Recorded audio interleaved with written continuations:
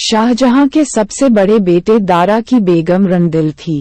दारा उस राज्य का सही उत्तराधिकारी था, परंतु उसकी भावी शासक बनने की सारी आशाएं धूमिल हो गई, क्योंकि उसके भाई औरंगजेब ने बगावत कर दी थी। दारा इस बगावत को कुचलना चाहता था। दोनों इस बात से अवगत थे कि यह बगावत की जंग उनके अंत का कारण बनेगी। इस युद्ध में औरंगजेब विजयी रहा। दारा मारा गया। दारा की मौत की खबर जब रंदिल के पास पहुंची तो वह फूट फूट कर रोने लगी। उसने तो जैसे अपना सब कुछ ही खो दिया था।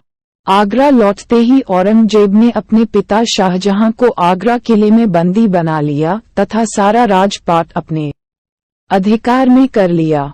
औरंगजेब ने सोचा कि सारा राजपाट तो अब उसका हो ही चुका है, अब रंदिल पर भी अधिकार प्राप्त कर लिया जाए। औरंगजेब ने अपनी एक दासी द्वारा रंदिल को ये प्रस्ताव भेजा कि वह उसकी बेगम बनकर रहे। दासी ने रंदिल से उसका प्रस्ताव स्वीकार करने के लिए कहा और कहा कि वह जवान तथा सुंदर है और अगर वह औरंगजेब की बेगम बन गई तो उसे ताउम्र ऐशो आराम की जिंदगी नसीब होगी। परंतु रंदिल ने औरंगजेब का ये प्रस्ताव ठुकरा दिया। दासी वापस लौट आई। औरंगजेब को पूरी घटना का वृतांत सुनाया। औरंगजेब ने दासी को फिर से रंदिल के पास जाने का आदेश दिया और उससे ये कहने को कहा कि वे उसके बिना जी नहीं सकते। उसमें एक जादुई आकर्षण है। उसकी आंखें चमकीली हैं। उसका गोरा शरीर बहुत सुंदर है। औरंगजेब उसकी प्रशंसा करने लगा। औरंगजेब की दासी दोबारा रंदिल के पास गई तथा उसे औरंगजेब का प्रस्ताव स्वीकार करने के लिए कहा। इस पर रंदिल जोर जोर से हंसने लगी और कहा, तुम्हारे राजा कहते हैं कि मेरा चेहरा मेरी तकदीर है। क्या ये सच है? मुझे देखना चाहिए। ये कहकर रंदिल ने दासी को रुकने का इशारा किया और वह अपने शयन कक्ष में बने दर्पण की ओर दौड़ पड़ी।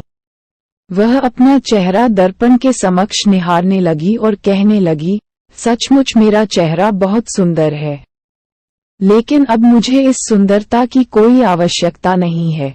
रंदिल ने एक छुरा उठाया तथा अपने गालों पर उससे जोर जोर से वार करने लगी। खून से लथपथ वह दासी के पास गई। उसने खून को अपने दुपट्टे से पोंछा तथा उसे उस दासी को देते हुए कहा, इस खून से लथपथ दुपट्टे को तुम जाकर अपने राजा औरंगजेब को दे देना और कहना कि अब मेरा चेहरा सुंदर नहीं रहा। ये सुंदर चेहरा सिर्फ मेरे प्रिय पति दारा के लिए ही था। इस पर और किसी का अधिकार नहीं है, इसलिए मैंने इसे नष्ट कर दिया है। अब मेरा चेहरा खून से लथपथ है। शीघ्र ही मेरे चेहरे पर दाग धब्बे बन जाएंगे। रंदिल का लहूलुहान चेहरा दासी से देखा न गया।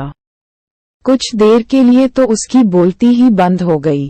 बाद में अपने आप को किसी तरह संभालते हुए दासी ने रंदिल से कहा, आप महान हैं, हे साहसी बेगम साहिबा। अगर शहंशाह दारा आज जिंदा होते तो उन्हें आप पर तथा आपकी वफादारी पर नाज होता। दासी के चले जाने पर रंदिल उसे तब तक देखती रही जब तक कि दासी आंखों से ओझल नहीं हो गई। फिर वह अपने शयन कक्ष की ओर दुखी मन से लौट गई तथा बिस्तर पर लेटकर रोने लगी।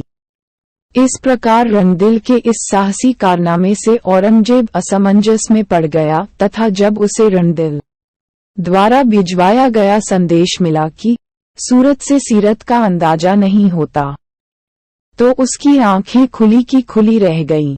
उसके बाद औरंगजेब ने कभी भी रंदिल को परेशान नहीं किया। शिक्षा। इस कहानी से हमें ये शिक्षा मिलती है कि हमें किसी के बाह्य आकर्षण को उसकी सुंदरता का पैमाना नहीं मानना चाहिए, अपितु हमें उसके मन की सुंदरता को परखना चाहिए। तभी हम उस व्यक्ति विशेष की सही तरह से पहचान कर पाएंगे।